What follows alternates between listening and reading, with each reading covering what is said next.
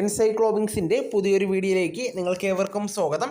ഇന്നത്തെ വീഡിയോയിൽ നിങ്ങളുമായി പങ്കുവയ്ക്കുന്നത് KSRTC ബസ്സുകളിൽ ടിക്കറ്റ് എടുക്കുവാൻ ഗൂഗിൾ പേ ഉൾപ്പെടെയുള്ള സംവിധാനം ഉപയോഗിക്കുന്ന പുതിയ വിവരങ്ങളാണ് നിങ്ങളുമായി പങ്കുവയ്ക്കുന്നത്. ഇതിൻ്റെ ഭാഗമായി പരീക്ഷണാടിസ്ഥാനത്തിൽ ചില ജില്ലകളിൽ UPI സംവിധാനം ഉപയോഗിച്ചുള്ള പേയ്മെൻറ്റുകൾ നടത്തുന്നതാണ്.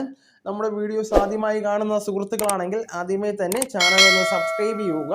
അപ്പോൾ നമുക്ക് വീഡിയോയിലേക്ക് കടക്കാം.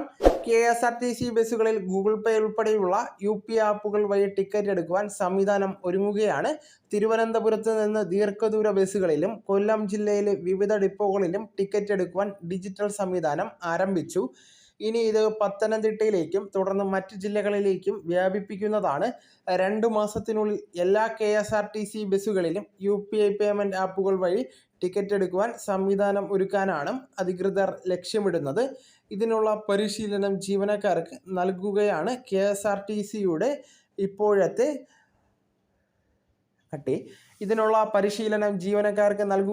KSRTCയുടെ തന്നെ യന്ത്രങ്ങളിൽ സജ്ജീകരിച്ചിരിക്കുന്ന QR കോഡ് സ്കാൻ ചെയ്ത് പണം നൽകുവാനുള്ള സംവിധാനമാണ് ഇപ്പോൾ നിലവിലുള്ളത്.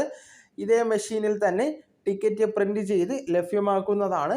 KSRTCയുടെ അക്കൗണ്ടിലേക്കായിരിക്കും പണം എത്തിച്ചേരുക. ഡെബിറ്റ് ക്രെഡിറ്റ് കാർഡുകൾ സ്വീകരിക്കുന്നതല്ല. നേരത്തെ തിരുവനന്തപുരം ജില്ലയിലെ സിറ്റി ബസ്സുകൾ ഓപ്പറേറ്റ് ചെയ്യുന്ന സിറ്റി സർക്കുലർ സർവീസുകളിലേക്കും പോയിന്റ് ടു പോയിന്റ് സർവീസുകളിലേക്കും ഇത്തരത്തിൽ ഉള്ള പരീക്ഷണാടിസ്ഥാനത്തിൽ ഓൺലൈൻ പണമിടപാട് ആരംഭിച്ചിട്ടുണ്ടായിരുന്നു. ഇത് വിജയകരമായതോടുകൂടിയാണ് ജില്ലയിലെ മറ്റ് ഡിപ്പോകളിലേക്കും വ്യാപിപ്പിക്കുന്നത്. ഇതിൻ്റെ തുടർച്ചയായിട്ടാണ് കൊല്ലം ജില്ലയിൽ UPI പേയ്മെൻറ്റ് രീതി നടപ്പിലാക്കുന്നത്. യാത്രക്കാരുടെ ഏറെ നാളത്തെ ആവശ്യമാണ് ഇപ്പോൾ നടപ്പിലായിരിക്കുന്നത്.